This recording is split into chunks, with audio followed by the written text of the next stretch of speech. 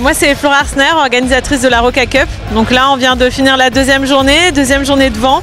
C'était incroyable. La première fois qu'on a testé plein de parcours. Donc on a fait du border cross, du relais mix, du show freestyle synchronisé.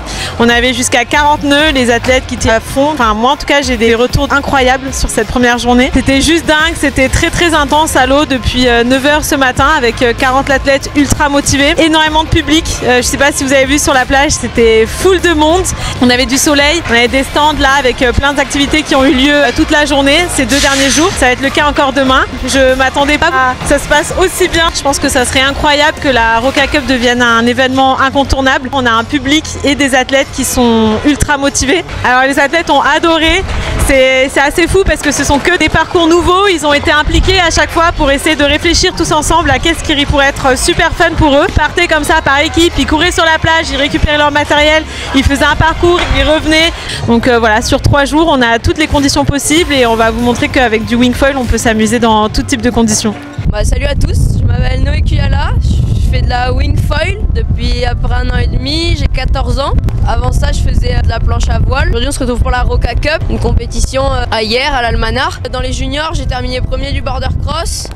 Et avec les adultes, mon équipe elle a fait 2e. Ma toute première compétition de wing, ça a été un championnat d'Europe à Saint-Moritz en Suisse. J'ai terminé 2e junior. Après j'ai fait d'autres petites compétitions pas très importantes. Et après je fais une autre compétition assez importante, une étape des championnats du monde. Pour une première édition, c'est super bien passé.